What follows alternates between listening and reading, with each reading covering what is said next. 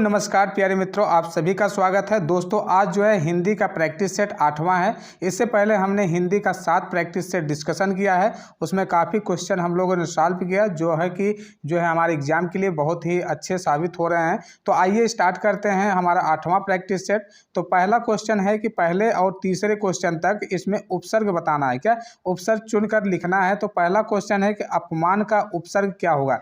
पहले ये समझिए कि उपसर्ग क्या होता है। उपसर्ग मतलब किसी शब्द के पहले, यानी कि किसी शब्द के पहले अगर शब्द आकर उसका एक विशेष अर्थ जो है प्रकट करता है, विशेष अर्थ प्रकट करता है, उसे हम उपसर्ग कहते हैं। तो उपसर्ग में जो है कि आगे आने वाला है और प्रत्यय में जो है कि उसके शब्द के अंत में आता है, उसे प्रत्यय कहते हैं। तो यहाँ पे उपसर्ग हमको जो है निकालना है। तो देखिए अपमान में कौन सा उपसर्ग है। अपमान, मान, ठीक। अपमान में कौन सा उपसर्ग होगा। इसमें अप उपसर्ग होगा। कौन सा, यहाँ पे देखेंगे डी वाला जो है ऑप्शन जो है सही होगा। अप जो है उपसर्ग इसका अपमान में होगा। देखिए सबसे पहले देखें तो अपमान से बनने वाला जो उपसर्ग होते हैं, अपमान से जैसे कि अप से उपसर्ग बनने वाले अपशब्द, अपहरण, अपराध, जैसे कि अपराध भी जो है अपराध जो बनेगा वो भी बन जाएगा। अपकार भी हो जाएगा। अपकार जो होगा ये भी जो है अप से बनने वाला है। जबकि अव से बनने वाले कुछ उपसर्गों को हम देखते हैं। तो देखिए अवगत क्या होगा, अवगत होगा। अवलोकन होगा, क्या होगा, अवलोकन, अवलोकन होगा। अवनत होगा। इस प्रकार का जो है अव से बनने वाले उपसर्ग हैं। जबकि उप से बनने वाले, जो उप से बनने वाले हैं, उपकार है, ठीक, उपकार है, उपदेश है, उपासना है। और अति से बनने वाले उपसर्ग जो होते हैं, अतिकाल होती है, अतिरिक्ति, अतिशय, अत्याचार, इस प्रकार के उपसर्ग हैं। तो यहाँ अपमान का पूछा गया है तो आप उपसर्ग लगेगा। आगे देखें तो आगे जो है दुरावस्था है। दुरावस्था में किस प्रकार का उपसर्ग है। दुर्धन अवस्था, यानी कि दुर्धन अवस्था, तो दुरावस्था होगा। दुर्वस्था, जैसे कि दुर और अवस्था, दुरावस्था, इस प्रकार की दुरावस्था या दुराचार, दुर्दशा में सब में जो है जो है कि उपसर्ग का जो है इसमें प्रयोग होगा। और जो दुष्प्रयोग है, दुष् का जो है दुस्साहस, दुख, दुस्सह, दुष्कर्म, इस प्रकार का दुष् से बनने वाला जो है उपसर्ग है। जो अव से अभी हमने बताया कि अव से जो बनने वाले उपसर्ग हैं, अपशब्द, अपहरण, अपराध, अपकार। और दु से बनने वाला जो उपसर्ग होता है, दुकाल होता है, दुबला होता है, दुबारा होता है, दुसहाय होगा। क्या, दुसहाय होता है। इस प्रकार के जो है उपसर्ग इसमें बनेंगे। अगला क्वेश्चन उपसर्ग से है। उपसर्ग से देखिए पहले से लेकर तीसरा तक, यानी कि 3 क्वेश्चन जो है उपसर्ग से बनने वाले थे। अब देखिए पराजय है। तीसरा क्वेश्चन में पराजय है। पराजय में कौन सा उपसर्ग होगा। उपसर्ग यानी कि पर धन आजय, यानी कि पराजय, कौन सा, पराधन आजय। तो पराजय यहाँ परा उपसर्ग हो जाएगा। कौन सा, परा उपसर्ग होगा। परा से और भी उपसर्ग जैसे कि पराक्रम है, कौन सा, पराक्रम है, परामर है, ठीक, परामर है, परामर्श है, पराभूत है। इस प्रकार से जो उपसर्ग बनेंगे तो परा से बनेंगे। और आ से अभी हमने डिस्कस किया है। आ से जैसे आरक्त, आगमन, आकाश, आजन्म। और प्र से बनने वाले उपसर्ग को याद रखिएगा। प्रकाश है, प्रख्यात है, प्रचार है, प्रबल है। इस प्रकार से जो है प्र से बनने वाले उपसर्ग हैं। जबकि परि से बनने वाले उपसर्ग जो है परिक्रमा है, परिजन है, परिणाम है। और साथ साथ परिधि भी जो होती है, ये भी जो है परि से बनने वाले उपसर्ग हैं। अगला क्वेश्चन है कि चौथा है कि द्विगु समास का उदाहरण है। देखिए द्विगु समास ऐसे जो है समास है जिसमें जो है संख्यावाचक, यानी कि प्रथम पद जो है संख्यावाचक आता है, तो वहाँ पे द्विगु समास होगा। यानी कि जो प्रथम उसका शब्द होगा वो संख्यावाचक होगा, तो वहाँ पे द्विगु समास आएगा। तो यहाँ पे आप देखेंगे तो पहला है कि माता पिता, उसके बाद बी है यथाशक्ति है, सी है नवग्रह है, डी है पीताम्बर है। तो यहाँ पे देखेंगे जो सी वाला है नवग्रह, यानी कि 9 ग्रहों का समूह। कौन सा, 9 ग्रहों का समूह, नवग्रह आ रहा है, तो यहाँ पे द्विगु समास होगा। कौन सा, द्विगु समास। जबकि माता पिता है, माता पिता में देखेंगे तो यहाँ पे योजक चिन्ह का, यानी कि यहाँ पे द्वंद्व समास आएगा। और यथाशक्ति जो है, यथाशक्ति जो है यह एक अव्ययी भाव समास का जो है बोध कर रहा है। और पीताम्बर जो है, पिता है जो अंबर, यानी कि कर्मधारय समास का जो है बोध कर रहा है। यहाँ पे कर्मधारय समास, पिता है अंबर, यानी कि पीताम्बर जो है, पिता है जो अंबर, यानी कि पीला है वस्त्र, यानी कि इस प्रकार का जो है कर्मधारय समास का जो है यहाँ पर बोध करेगा। अगले क्वेश्चन में चले तो अगला है पांचवा है कि हिंदी किस लिपि में लिखी जाती है। पहला है कि ब्राह्मी लिपि और दूसरा है देवनागरी लिपि, सी है खरोष्टी लिपि और डी है गुरुमुखी लिपि। आप सभी जानते हैं कि हिंदी जो होती है हमारी देवनागरी लिपि में लिखी जाती है। किसमें? देवनागरी लिपि में लिखी जाती है। जबकि अगर पंजाबी देखा जाए तो पंजाबी जो होता है यह गुरुमुखी में लिखा जाता है। किसमें? गुरुमुखी में जो है पंजाबी लिखा जाता है। जबकि जो ब्राह्मी लिपि है, ब्राह्मी लिपि जो है ये प्राचीन लिपि है। जो ब्राह्मी लिपि होती है यह और खरोष्टी, ये दोनों जो है यह प्राचीन एक लिपि है। कौन सी? प्राचीन लिपि। तो यहाँ पे जो है पांचवे का जो आंसर होगा हमारा देवनागरी लिपि, यानी कि हिंदी का जो लिपि होगा देवनागरी होगा और गुरुमुखी का जो होगा यह गुरुमुखी जो लिखी जाती है पंजाबी लिपि है एक तरह से देखा जाए तो आंसर जो है बी हो गया। अगला क्वेश्चन चले तो अगला हमारा छठवां है कि स्वरनाम के कितने भेद होते हैं।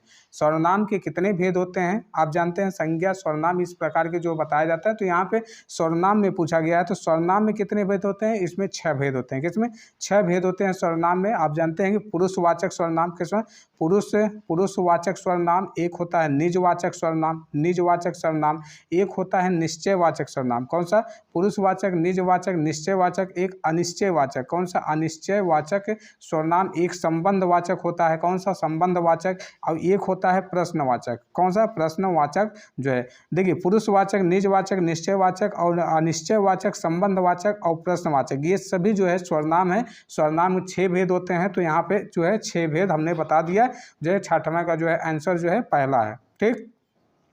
अगला क्वेश्चन है कि सातवां है आकाश पाताल के बीच लगने वाला जो ये चिन्ह है तो कौन सा चिन्ह है। देखिए यहाँ पे जो है चिन्ह बना दिया है, यह एक प्रकार का जो है अल्प विराम चिन्ह है कि विस्मयादिबोधक है कि योजक चिन्ह है कि उद्धरण चिन्ह है। तो कौन सा चिन्ह है? आकाश और पाताल के बीच में एक डैश पाही दी गई है। तो यह किस प्रकार की चिन्ह है? तो यह एक प्रकार का जो है योजक चिन्ह कहा जाता है। इसको कौन सा? इसको योजक चिन्ह कहा जाता है। ये योजक चिन्ह के अंतर्गत आता है।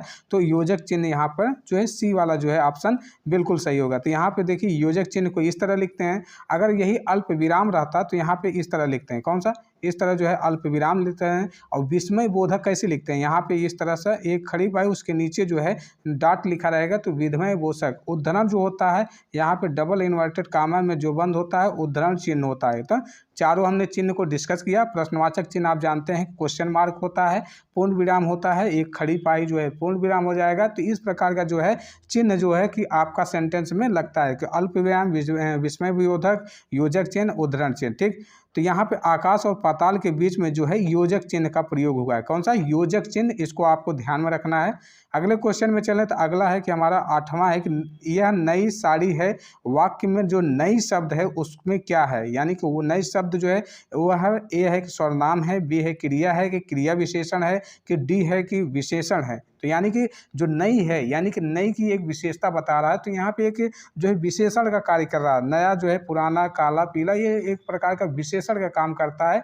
यानी कि इस प्रकार का जो वाक्य होगा, ये शब्द होगा तो वह शब्द विशेषण का कार्य करेगा। यानी कि संज्ञा या सर्वनाम की विशेषता बताए उसे विशेषण हम कहेंगे। तो यानी कि यह सर्वनाम का जो है नई साड़ी का मतलब हो गया वह नया शब्द जो है एक विशेषण का जो है कार्य कर रहा है। तो यहाँ पे जो है विशेषण होगा। अगला चलें तो अगला हमारा है कि 9वां सवाल है कि 9वां नीचे दिए गए विकल्पों में से तत्सम शब्द का चयन कीजिए।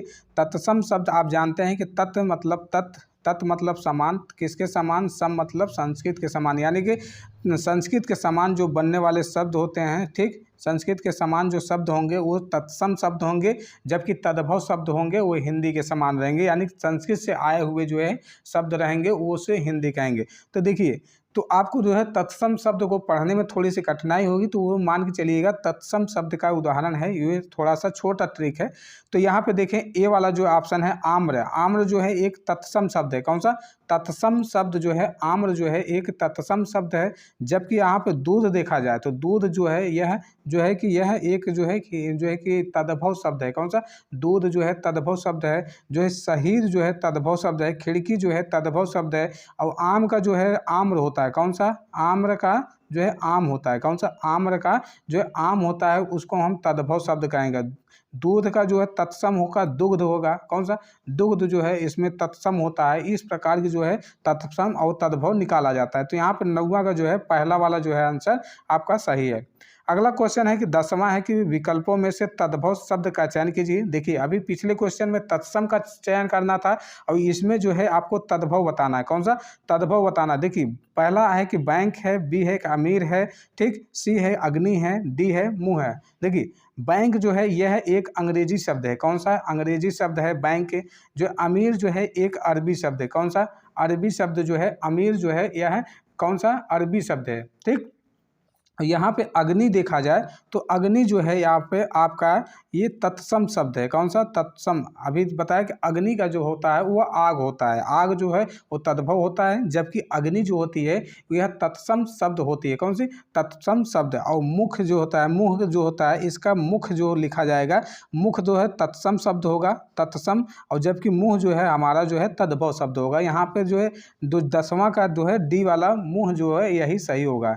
क्या होगा तद्भव शब्द इसका मुख मुंह हो जाएगा और तत्सम मुख होता है। कौन सा मुख होता है। तो अगले क्वेश्चन पे चले। 11वां है कि निम्नलिखित में से कौन सा शब्द सूर्य का पर्यायवाची नहीं है। नहीं वाले क्वेश्चन पे आप ज़्यादा ध्यान दीजिएगा कि नहीं शब्द लिखा रहता है और हमको ध्यान नहीं आता है। तो नहीं लिखा है तो यहाँ पे देखिए सूर्य का पर्यायवाची नहीं है, मतलब 3 जो है कि हैं और 1 जो है नहीं है। तो यहाँ पे देखा जाए तो पहला है कि दिनकर, और बी है कि रवि है, सी है अंशुमाली और डी है यामिनी। देखिए सूर्य का पर्यायवाची आप सभी जानते होंगे कि यहाँ पे सूर्य का जो पर्यायवाची है वह दिनकर है, रवि है, अंशुमाली है। कौन दिनकर, रवि, दिवाकर, भास्कर, प्रभाकर, इस प्रकार की जो है आदित्य भी जो आता है, आदित्य जो है आदित्य अगर लिखा रहेगा यह भी जो है सूर्य का पर्यायवाची होता है। दिनकर भी है, रवि भी है, अंशुमाली है, दिवाकर भी है, भानु भी है और प्रभाकर भी है, सविता भी है। इस प्रकार की जो आएगी तो वहाँ पे वह जो है पर्यायवाची सूर्य की होगी।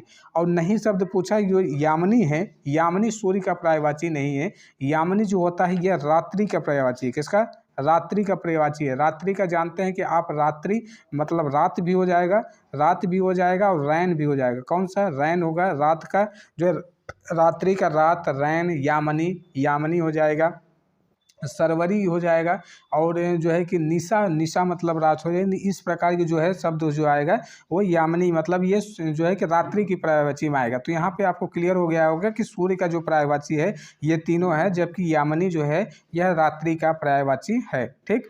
अगला क्वेश्चन है कि अगला है कि मनोरथ का संधि विच्छेद होगा। मनोरथ का संधि विच्छेद मनः धन रथ। कौन सा मनः धन रथ, कौन सा मनः धन रथ।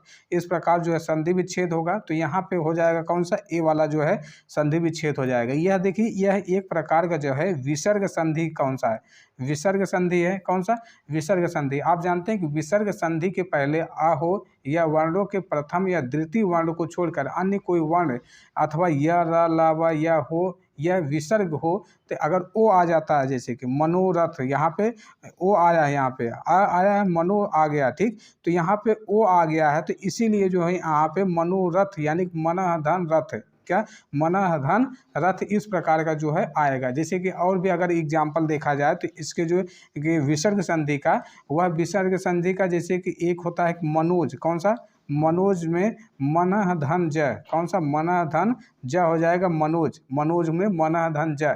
और जहाँ जहाँ पर ओ का मात्रा आएगा वहाँ पर विसर्ग संधि और प्लस जो है कि उसका वर्ण आ जाएगा। इस प्रकार को लिखा जाता है कि मनोहर में मनः धन हर। कौन सा मनोहर में मनोहर, जैसे कि मनोहर, कौन सा मनोहर में मनः धन हर, ठीक। मनःधर हर, ये मनोहर का जो है संधि विच्छेद, ये सभी जो है विसर्ग संधि के अंतर्गत आएंगे। अगला है कि विद्यार्थी का उदाहरण है। विद्यार्थी मतलब किस प्रकार की संधि है। यहाँ पे आपका दिया है कि वृद्धि संधि, बी है कि गुण संधि, और सी है कि व्यंजन संधि, और डी है दीर्घ संधि। देखिए विद्यार्थी आप सभी जानते हैं कि विद्यार्थी, विद्यार्थी में विद्या धन अर्थी। कौन सा विद्यार्थी, यह एक प्रकार की जो है दीर्घ संधि का उदाहरण है। कौन सा विद्या धन अर्थी। कौन सा अर्थी, ठीक। यह एक प्रकार के दीर्घ स्वर संधि का है। कौन सा? दीर्घ स्वर संधि का उदाहरण। तो यहाँ पे डी वाला जो है आपका जो है सही होगा। तो दीर्घ संधि का उदाहरण जो है विद्याधन अर्थी हो जाएगा। यानी कि प्रथम शब्द जैसे कि अगर यहाँ पे ह्रस्व आए चाहे जो है कि दीर्घ आए और अंतिम शब्द भी सेम आए, यानी कि दीर्घ आए और ह्रस्व आए, तो वहाँ पर जो है दीर्घ स्वर संधि का उदाहरण होगा, यानी कि दीर्घ स्वर संधि होगा। जैसे कि देवधन अंत देहांत हो जाता है, परम धन आनंद परमानंद। एक होता है कि रवि, जैसे कि रवि धन इंद्र। कौन सा? रवि धन इंद्र। यहाँ पे देखेंगे ई और ई दो आया है ना, यानी कि रविंद्र हो जाएगा। कौन सा? रविंद्र, ठीक। सबका दीर्घ होगा। कौन सा? अगर आ प्लस आ भी आएगा तो आ हो जाएगा। कौन सा? आ हो जाएगा, यानी कि विद्यार्थी। तो यहाँ पे रविंद्र इस प्रकार जो है आएगा। तो वहाँ पे ह्रस्व, यानी कि ह्रस्व आएगा या दीर्घ आए तो हमेशा दीर्घ ही होगा, यानी कि दीर्घ में होगा। दीर्घ जो होगा वह जो है इस प्रकार का लिखा जाएगा। अगला क्वेश्चन है कि 14वां है कि दिग्भ्रम का उदाहरण है। 14वां में दिक धन भ्रम, यानी कि दिग्भ्रम जो है यह किस प्रकार की जो है यह उदाहरण है। तो यहाँ पे देखें तो यहाँ पे इसका अगर संधि विच्छेद करें तो दिक धन कौन सा? भ्रम। कौन सा? दिक धन भ्रम, दिक धन भ्रम। यहाँ पे आप देखेंगे तो क आ रहा है, ठीक। क आ रहा है, उसके बाद यहाँ पे जो है भ्र आ रहा है, ठीक। तो इस प्रकार की जो है संधि होगी, वहाँ पर जो है संधि व्यंजन संधि का उदाहरण होगा। कौन सा? व्यंजन संधि का उदाहरण होगा। मान लीजिए एक स्वर आएगा, एक स्वर अथवा व्यंजन के मेल से उत्पन्न विकार जो होगा वह जो है व्यंजन संधि के अंतर्गत आएगा। चाहे जो भी हो, चाहे क से लेकर च तक या ज्ञ तक कोई भी जैसे स्वर्ण आते हैं, यानी किसी भी वर्ग का जो है कि वर्ण आए तो इस प्रकार की व्यंजन संधि आएगा। तो यहाँ पे जो ये व्यंजन संधि का उदाहरण दिया गया है, जो दिक धन, यहाँ पे दिक लिखा जा रहा है। अगर क, अगर जैसे मान लीजिए क आया है यहाँ पे दिक, अगर क और च यानी कि प और भी जैसे कि पहले वर्ण का अगर हलंत आ जाता है तो इसका जो है तृतीय वर्ण हो जाता है। यानी कि पहले अगर तृतीय में आएगा तो वह तृतीय वर्ण होगा, उस वर्ग का होगा। जैसे क है तो क का तृतीय वर्ग ग आता है। अगर च होता है च का तृतीय जो है कि वर्ग आएगा। त है तो तृतीय वर्ग, जैसे कि दिग्गज दिग्गज। इस प्रकार की जो है बहुत सारी जो है क्वेश्चन में बन जाते हैं। तो यहाँ पे जो है कौन सा संधि हो गया? व्यंजन संधि। इसको आप ध्यान में रखिएगा। अगला क्वेश्चन है कि 16वां की बिल्ली छत से कूद पड़ी कौन सा कारक है। यानी कि देखिए यहाँ पे से का इस्तेमाल हुआ है। बिल्ली छत से कूद पड़ी, से मतलब यहाँ पे छत से जो है अलग होने की क्रिया हो रही है, यानी कि बिल्ली छत से कूदने की बात हो रही है। तो यहाँ पे अपादान कारक होगा। कौन सा? अपादान कारक होगा। यानी कि से का इस्तेमाल अगर होता है या पृथक होने के लिए, यानी कि अलग होने के लिए अगर से का इस्तेमाल हो रहा है तो वहाँ पे अपादान कारक होगा। आप जानते हैं कि कारक जो होते हैं ये 8 प्रकार के होते हैं कारक में। जैसे कि कर्ता ने कर्म को करण से संप्रदान के लिए, वहाँ पे संप्रदान जो होगा वहाँ के लिए प्रयोग होगा। और कर्म को और अधिकरण जो होता है वहाँ पे ने और नी का प्रयोग होगा। कौन सा? अधिकरण में पर का प्रयोग है। कहाँ पे? अधिकरण में पर और या में भी प्रयोग होता है जो अधिकरण होता है। और संबंध में काकेरी रारेरी नानेनी, ये सभी संबंध में। और संबोधन में आप सभी जानते हैं कि हे, जो और अरे, ये सभी जो है संबोधन में जो है प्रयोग होते हैं। तो यहाँ उम्मीद है कि तीसरा जो है आपको जो है कि बिल्ली छत से कूदी, यहाँ पे डी वाला जो है ऑप्शन जो है 15वां का सही होगा। अगले क्वेश्चन पे चलें तो अगला है हमारा 16वां है। नीचे लिखे वाक्य के लिए एक शब्द बताइए जो युद्ध में स्थिर रहता है। यानी कि युद्ध में जो स्थिर रहता है युधिष्ठिर कहते हैं। देखिए यशस्वी पहला है, यशस्वी है, सत्याग्रही है, युधिष्ठिर है, अश्वारोह, ठीक। देखिए सबसे पहले जो युद्ध में स्थिर रहता है उसे युधिष्ठिर कहते हैं। क्या? जो युद्ध में स्थिर रहता है उसे युधिष्ठिर कहते हैं। यशस्वी जो होता है, यशस्वी जिसे यश प्राप्त हो, क्या? जिसे यश जो है यश प्राप्त हो, जिसे यश प्राप्त हो, यशस्वी कहते हैं। जो जैसे कि यशस्वी अश्वारोही जो है, अश्वारोही जो अश्व की सवारी करता हो, मतलब घोड़े की, जो अश्व की सवारी करता हो अश्वारोही कहेंगे। और सत्याग्रही जो सत्य के लिए आग्रह करता हो, कौन? जो सत्य के लिए आग्रह करता हो सत्याग्रही इसको कहेंगे, या सत्याग्रह इसको कहेंगे, जो सत्य के लिए जो है सत्य के लिए आग्रह करता है। तो यहाँ पे 16वां का जो आंसर है वो सी वाला जो आंसर है। अगला क्वेश्चन चले तो अगला है 17वां है कि शैव करते हैं, यानी कि शैव जो है करते हैं। पहला है कि जो शक्ति की उपासना करता है, बी है कि जो शिव की उपासना करता है, सी है कि जो विष्णु की उपासना करता है, डी है कि जो किसी की उपासना नहीं करता है। देखिए जी, किसी की उपासना के यहाँ पे छोड़ दीजिए, जो विष्णु की उपासना करता है उसे वैष्णव कहते हैं। कौन सा? वैष्णव जो है उसे कहते हैं जो विष्णु की उपासना करता है। जो शिव की उपासना करते हैं उसको शैव कहते हैं। कौन सा? जो शैव की उपासना करते हैं उसे जो है शैव कहते हैं। यहाँ पे शिव जो है शैव का पूछा गया, तो यहाँ पे बी वाला जो है ऑप्शन जो है कि यहाँ पे 17 का जो है सही होगा। अगला क्वेश्चन है 18 में है कि वाचाल, वाचाल जो है कहते हैं। वाचाल पहला है कि जो जल्दी चलता है, जो बी है कि जिसकी चाल ठीक ना हो, और सी है कि जो बहुत बोलता है, डी है जो चुप रहता है। देखिए वाचाल मतलब वाक एक तरह से होता है, तो यहाँ पे बोलना, जो बहुत अधिक बोलता है, जो बोलता है तो उसे वाचाल कहते हैं। तो यहाँ पे 18वां का सी हो जाएगा। अगला क्वेश्चन है कि 19 क्या है? श्याम धीरे धीरे चलता है। धीरे धीरे शब्द है, यानी कि श्याम जो है धीरे धीरे चलता है। तो धीरे धीरे शब्द क्या है? तो धीरे धीरे एक प्रकार की जो है क्रिया बता रही है, यानी कि धीरे धीरे। तो यहाँ पे क्रिया और विशेषण, क्रिया विशेषण है, तो यानी कि एक शब्द धीरे है जो शब्द क्रिया के अर्थ में विशेष प्रकट है, यानी कि विशेषता प्रकट कर रहा है, तो उसे हम क्रिया विशेषण कर रहे हैं। यानी क्रिया विशेषण के अर्थ की सीमा को मर्यादित यानी कि करता है। क्रिया जिस पद से किसी व्यापार या कार्य का जो है कि करना या होना प्रकट होता है उसे हम क्रिया कहते हैं। ठीक, तो यानी कि विशेषण जो संज्ञा या सर्वनाम की विशेषता प्रकट करे उसे विशेषण कहते हैं। यानी कि जिसकी विशेषताएं बताई जाएं वह विशेष्य कहलाता है। यानी कि हमारा जो धीरे है, श्याम धीरे चल रहा है, तो धीरे की जो है विशेषता बता रहा है, तो यहाँ पे धीरे धीरे, तो यहाँ पे एक क्रिया हो जाएगा, क्रिया विशेषण हो जाएगा। तो 19 का जो है आपका बी वाला जो है सही है।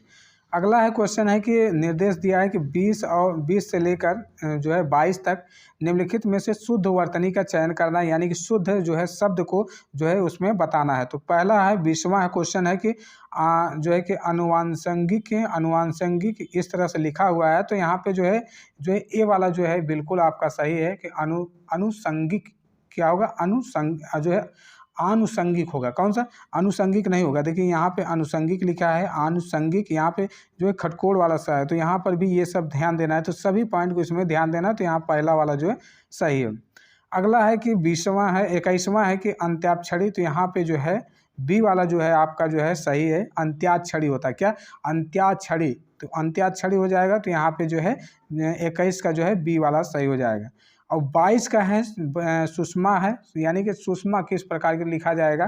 तो यहाँ पे जो है ए वाला जो है बिल्कुल सही है कि ए वाला जो है शुद्ध वर्तनी है कि सुषमा जो है जो है इस प्रकार से लिखा जाएगा। अगला है कि 23 से लेकर 25 तक कुछ दिए गए हैं, यानी कि इस प्रत्येक शब्द में प्रयुक्त प्रत्यय बताना है। कौन सा? प्रत्यय बताना है। तो प्रत्यय आप सभी को हमने बताया कि प्रत्यय जो होता है वो शब्द के अंत में लगकर एक विशेष अर्थ प्रकट करता है, उसे हम प्रत्यय कहते हैं, और आगे लगता है तो उपसर्ग रहता है। तो यहाँ पे प्रत्यय देखिए, घुमक्कड़, घुमक्कड़ में कौन सा प्रत्यय लगा है? घुमक्कड़ में अक्कड़ प्रत्यय लगा है। कौन सा? अक्कड़ प्रत्यय लगा है, घुमक्कड़ बन जाएगा। जैसे कि पियक्कड़, बुझक्कड़, कुदक्कड़, तो घुमक्कड़ में जो है तो यहाँ पे अक्कड़ शब्द लगा है। जबकि अगर ओड़ा शब्द की बात करें तो ओड़ा में जैसे कि तैराक में जो है कि ये तैराक में आग लगा है, जो आग शब्द से बना तैराक हो जाएगा। ठीक, तैराक। उसके बाद ऊ से बना हुआ प्रत्यय जैसे खाऊं। ठीक, खाऊं। ओड़ा से बना हुआ जो है प्रत्यय होगा भगौड़ा हो जाएगा। कौन सा? इसका होगा भगौड़ा। कौन सा? भगौड़ा। ठीक, जैसे कि भगौड़ा हो गया और हसौड़ा हो गया, इस प्रकार का जैसे आग प्रत्यय, उप प्रत्यय, ये सभी को हम ध्यान देंगे। बहुत शब्द ऐसे ऐसे बनते हैं, तो यहाँ पे जो है कि इसका जो है आंसर जो होगा घुमक्कड़ का अक्कड़ हो जाएगा, तो बी वाला जो है सही होगा। अगला क्वेश्चन देखें तो डिबिया। देखिए डिबिया में कौन सा जो है प्रत्यय लगा है? तो यहाँ पे प्रत्यय सब में जो है 3 क्वेश्चन जो है प्रत्यय का है, 3 जो है कि उपसर्ग का है। तो यहाँ पे प्रत्यय जो है, प्रत्यय शब्द कौन सा है? जैसे कि डिबिया, या लगा है, यानी कि ईया। कौन सा? डिबिया। ठीक, ईया जो लगा है, यह डिबिया का प्रत्यय हो गया। ईया प्रत्यय में जैसे कि दुनिया, अड़िया, लखिया, धुनिया, जैसे कि धुनिया भी लगेगा, तो ईया प्रत्यय लगेगा, यहाँ पे ईया प्रत्यय लगेगा। जबकि अप्रत्यय से बनने वाले जैसे कि चढ़ा होता है। कौन सा? चढ़ा होता है, रखा होता है और कटा होता है। कौन सा? कटा होता है, फोड़ा होता है, फोड़ा। यहाँ पे आ प्रत्यय लगा हुआ है, जबकि आई प्रत्यय जो होता है, आई प्रत्यय में जो है लिखाई होती है। कौन सी? लिखाई हो जाएगी, लिखाई हो जाएगी। उसके बाद लड़ाई हो जाएगी। कौन सी? लड़ाई हो जाएगी, चढ़ाई हो जाएगी, चढ़ाई हो जाएगी। ये जो है कि आई प्रत्यय से। जो ई प्रत्यय है, ई से हंसी हो गया। कौन सा? हंसी हो गया, बोली हो गया, धमकी हो गया और जैसे घुड़की हो गया। इस ई प्रत्यय से लगा हुआ है। तो यहाँ पे देखें तो जो है डिबिया का है, पहला वाला ही आंसर सही है। डिबिया में जो है ईया प्रत्यय है, जैसे कि दुनिया, जड़िया, लखिया, धुनिया, ये सभी जो है ईया प्रत्यय से बनता है। अगला क्वेश्चन देखें तो भिक्षुक जो है, देखिए भिक्षुक जो है, भिक्षुक में किस प्रकार इक, यानी कि भिक्षुक इक जो है इक प्रत्यय लग, उक प्रत्यय। कौन सा? उक प्रत्यय लग रहा है, उक लग रहा है। मतलब इसमें आपको लास्ट में जो है कि प्रत्यय ऑटोमेटिक उसमें जनरेट होने की जो है संभावना होगी। तो उक प्रत्यय यानी कि भिक्षुक उक प्रत्यय इस प्रकार का लगा, तो यहाँ पे उक प्रत्यय में यह उक लग जाएगा। ठीक, तो यहाँ पे भिक्षुक में क्या लगा? उक प्रत्यय। उक प्रत्यय में जैसे भिक्षुक हो गया, उसके बाद भावुक। कौन सा? भावुक। जब तो भावुक में भी, और अक प्रत्यय जो होता है, अक प्रत्यय में जैसे चालाक। कौन सा? चालाक, अक। यहाँ पे देखिए अक आ गया। ठीक, चालाक हो गया। फिर लेखक। कौन सा? लेखक जो है, लेखक जो है अक प्रत्यय में। और जो है पालक, पालक है, वाचक है, इस प्रकार के अक प्रत्यय। जबकि उ प्रत्यय में जैसे कि तनु है। कौन सा? तनु है, बंधु है, बंधु है, प्रख है, इस प्रकार के जो है तनु बंधु। तनु बंधु आप ध्यान में रखिएगा, उक प्रत्यय से लगने वाले शब्द हैं। अब यहाँ पे बचता है कि अप्रत्यय। जो अप्रत्यय है जैसे कि काम हो गया। कौन सा? काम है। काम जो है अप्रत्यय से बना हुआ है, काम में। भार, ठीक, यहाँ पे भार अप्रत्यय उसमें आ रहा है, र में जो है से आ लगा है। अगर र को हलंत छोड़ दिया था तो यहाँ पे आ लगा हुआ है। देव है, तो इस प्रकार के जो प्रत्यय है वहाँ पे जो है अप्रत्यय लग जाएगा। तो यहाँ पे भिक्षुक में उक प्रत्यय लगा है, सी वाला जो है सही होगा। अगला जो है कि 26वां है क्वेश्चन है कि निम्नलिखित में से कौन सा शब्द बादल का पर्यायवाची है? कौन सा शब्द जो है बादल का पर्यायवाची जो है कि है? देखिए बादल की पर्यायवाची की बात करें तो बादल की जो पर्यायवाची होती है, एक नीरज होता है। कौन सा? नीरज होता है बादल की पर्यायवाची। मेघ भी होता है। कौन सा? मेघ होता है बादल की पर्यायवाची। मेघ होता है, धर होता है, और जीमूत होता है। जीमूत जैसे जलधर। कौन सा? जलधर, जलधर, ये सब बादल के पर्यायवाची होते हैं। तो यहाँ पे नीरद जो कहा जाए तो नीरद, नीरद जो होगा वह बादल का जो है पर्यायवाची होगा। ठीक, अगला क्वेश्चन चले तो अगला है कि 27 है, इंद्रियों को जीतने वाले के लिए एक शब्द प्रयोग कीजिए। देखिए इंद्रियों को जो जीत लेता है उसे जितेंद्रिया कहते हैं। कौन? जितेंद्रिया कहेंगे। तो यहाँ पे डी वाला जो है ऑप्शन सही है कि जितेंद्रिया कहेंगे। जबकि ए वाले में जो है दूरदर्शी, यानी कि दूर तक सोचने वाला क्या होगा? दूर तक सोचने वाले को हम दूर तक जो है सोचने वाले को हम दूरदर्शी कहेंगे। ठीक, और दत्तचित्त क्या है? दत्त चित्त है, यानी किसी काम को चित्त लगाकर करना, तो दत्तचित्त हो जाएगा। कुशाग्र बुद्धि, कुशाग्र बुद्धि मतलब क्या हो गया? यानी कि बहुत तेज है बुद्धि वाला। कौन सा? बहुत तेज बुद्धि वाला, यानी कि बुद्धि लब्धि जी, इसकी बुद्धि बहुत तेज है, कुशाग्र बुद्धि। और जितेंद्रिया हमने बताया कि जीतने वाले, यानी इंद्रियों को जीतने वाले को जितेंद्रिया कहते हैं। अगला क्वेश्चन है कि 28 है, आप आए वाक्य में आह शब्द है। आह शब्द देखिए ये किस प्रकार का शब्द है यह बताना है। कि यहाँ पे देखिए संज्ञा है, बी है सर्वनाम है, सी है अव्यय है, और डी है कि विशेषण है। देखिए आह शब्द, वाक्य में आह शब्द एक प्रकार का जो है अव्यय का कार्य करता है। कौन सा? अव्यय का कार्य करता है। ऐसे शब्द को हम इसीलिए जो है अव्यय कहते हैं। यहाँ पे अव्यय लगा है तो अव्यय शब्द हो जाएगा, यानी कि जिसके जैसे कि रूप, लिंग, वचन, पुरुष, कारक इत्यादि में कोई विकार जैसे कि अगर उत्पन्न नहीं होता है उसे हम अव्यय जो है कि रखते हैं।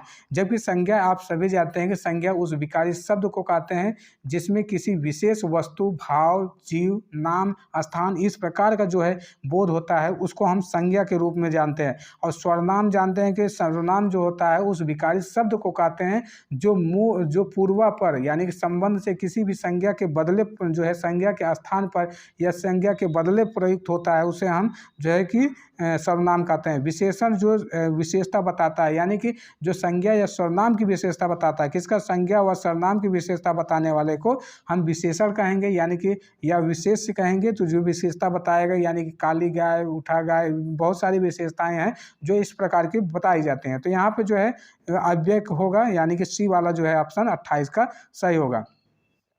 अगला है कि 29 है कि निम्नलिखित में से पुल्लिंग शब्द का चयन कीजिए। पुल्लिंग शब्द कौन सा है, क्वेश्चन मार्क। देखिए पुल्लिंग शब्द जैसे कि पहला है नदी है, दूसरा है कि पानी है, इलायची है, प्यास है। ठीक है, पुल्लिंग शब्द की बात करें तो पानी जो होता है यह पुल्लिंग शब्द है। कौन सा पुल्लिंग शब्द है, पानी। और बाकी के सभी है, नदी होती है, नदी है, इलायची है, प्यास लगती है, यानी कि प्यास, ये सभी जो है स्त्री जो है लिंग है। ये पानी जो है पानी पिया जाता है, तो यहाँ पे जो है प्यास, बल्कि देखिए यहाँ पे प्यास जबकि स्त्रीलिंग है, पानी जो है एक पुल्लिंग है। तो यहाँ पे आपको याद रखना है कि पानी जो है पुल्लिंग के रूप में यहाँ पे है।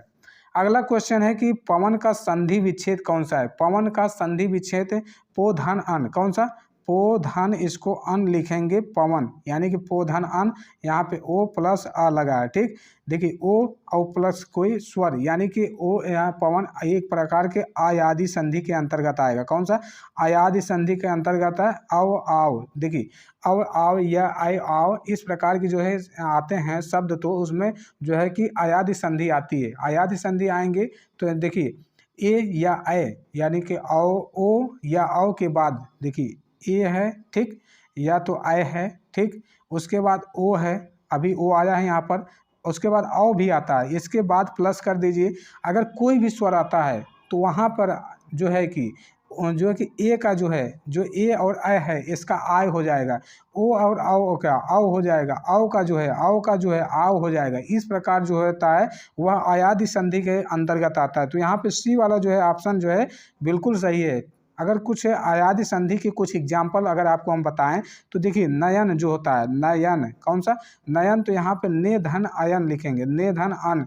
यहाँ पे ए आया है और आ आया है, कौन सा, ए और आ है, तो नयन, कौन सा, यन। ठीक, और उसके बाद एक है नय धन अक, कौन सा, नय धन अक, इसको हम लिखे हैं नायक है, कौन सा, नायक लिखेंगे। तो इस प्रकार जो है आयादी संधि का जो है एग्जाम्पल हो जाएगा। तो यहाँ तक 30 क्वेश्चन हमने सॉल्व करा दिया है। अब इस क्लास को यहीं पर समाप्त करते हैं। आज के लिए इतना ही, धन्यवाद।